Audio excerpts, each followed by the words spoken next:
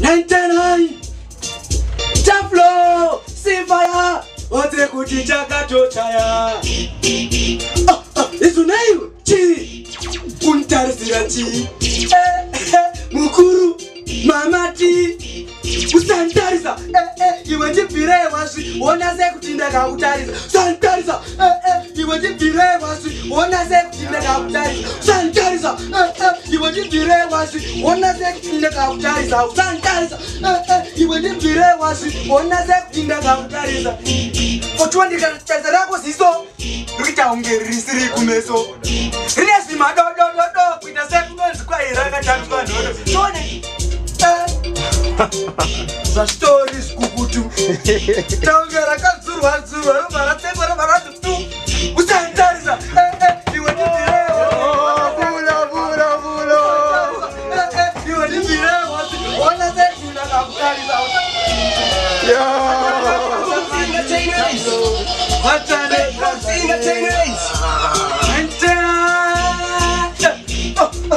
Isunaiwe Chi Kunitarisireti Mukuru Mamati Usanditarisa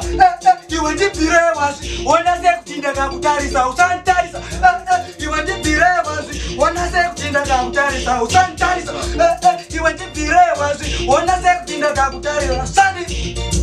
iwe ndibvire wasi wona sekutinda kakutarisa Shuwa ndikatata rako ziso rikuita kunge risiri kumeso rine zimadodododo kuita sekunonzi kwairakatamswa nhodo tone zvitori zvikukutu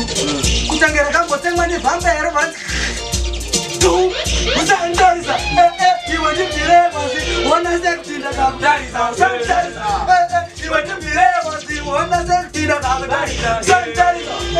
iwe ndibvire wasi wona sekutinda kakutarisa Usanditarisa iwe tione ziso rako iri hombe ende rinoratidza kuti iziso rerombe Umbakanyitokutira kupere miri kuita ngaramazi nemagetsi ende rakagwirwa zvedu kakunge rakambonzi Bama Mshure mekunge iwewe wabama Obama